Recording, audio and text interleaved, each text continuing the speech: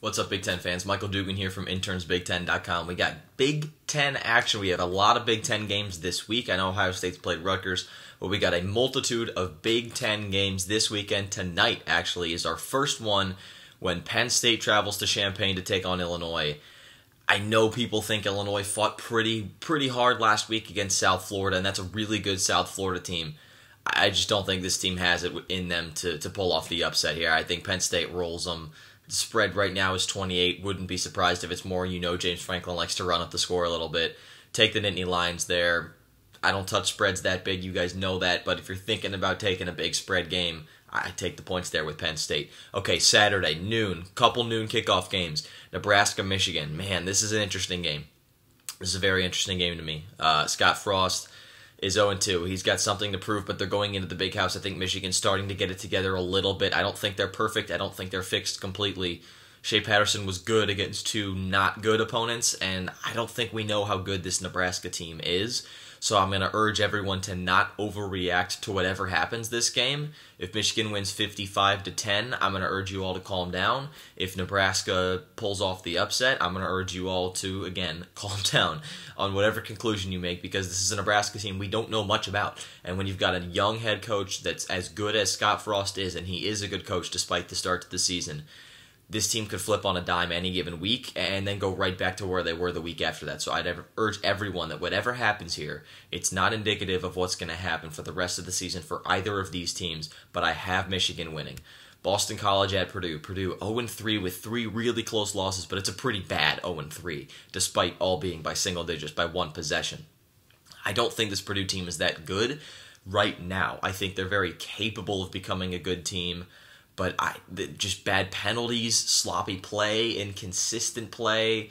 They just have a lot of holes right now. They're kind of like a block of Swiss cheese, and they can figure it out because we know how good of a coach Jeff Brom is. But right now, whatever it is they're doing is not working for me, and A.J. Dillon, the running back for Boston College, is going to put up some numbers on this Purdue front seven. I'll tell you that right now. I've got Boston College in this one. The line is 7 right now. I think it could be a close game, but I have Boston College, although I'm not going to be surprised if Purdue pulls it together and wins, because, again, Jeff Brom's a very good coach, and they're a talented team. Buffalo and Rutgers. Buffalo 3-0, a very quiet 3-0 from Buffalo, but you have to think that Rutgers wins this one. I think they're already 1-2. They want to get to a bowl game. Chris Ash, it's about that time where no matter what program you're taking over in major college football, if you don't make a bowl game at this point in your tenure there, it's starting to become a problem, and your job is probably closer to the way out than you are on the way in. So I think this is a must-win game for Rutgers. I think he feels it. I think he wins it. Minnesota and Maryland, I could not be more intrigued by this game. Because I thought Maryland was great until last week happened. And I didn't think Minnesota was that great, but they keep getting a little bit better each week. So I don't know. I don't know what to go with this one. Maryland's got they're 1-point favorites right now, but they're at home. I just don't know what to do with this one. I've gone back and forth. You can see right now I'm still struggling with it. I convinced myself about Minnesota last night, but I convinced myself about Maryland this morning.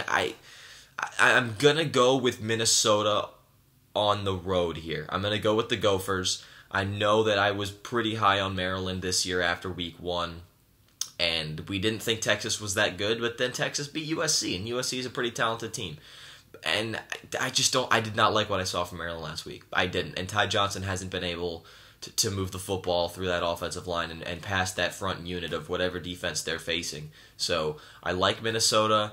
I don't have a great feeling about it. This is going to be a really good game, but I have Minnesota. Tulane, Ohio State. I got Ohio State. Indiana, Michigan State. This is another really interesting game for me. The line right now is Michigan State by 5. And I just don't think this is a good Michigan State team. I know I went into the season on our season preview podcast and week 1 preview podcast and said that this Michigan State team is one that I thought could compete with Ohio State if they stayed healthy.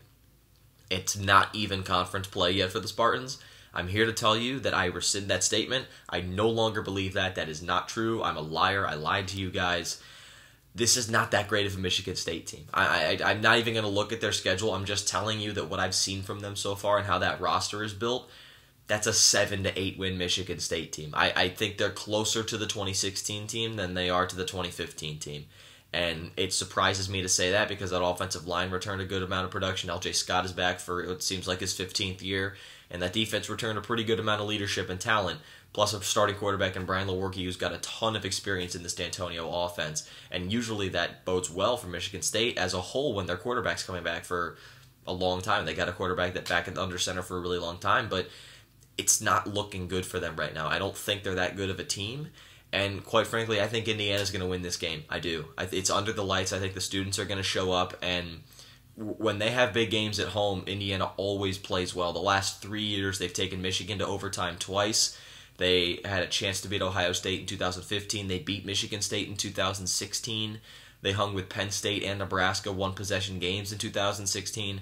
When they have important games at home, they always play well. And I think that these two teams schematically line up really well. This is going to be an extremely close game. If Michigan State wins it, it's going to be by single digits. If Indiana wins it, it's going to be by single digits. One possession each. But I have Indiana in this one. Okay, last one. Just as intriguing to me as the last two for very different reasons. Wisconsin is playing in Kinnick. 8:30. I mean, that might be the most raucous crowd that we see in the Big Ten this season. Because Iowa knows, they know that they win this game, and they're in the driver's seat for the Big Ten West. And Wisconsin has a ridiculous crossover schedule this year into the Big Ten East. So if Iowa wins this game, they have a game up already on Wisconsin because they won. They're 1-0 in the Big Ten. Wisconsin's 0-1. And they have an extra game because of that tiebreaker. So they're de facto 2 games up on Wisconsin if they win this game. But they don't. I think Wisconsin wins this. There's no way that this team drops 2 in a row. I just don't think that. Paul Chryst is a good coach, and I know he hasn't really played that many big-time games, but I think he's a good coach. I don't think Wisconsin's a playoff-caliber team, I'll be honest with you.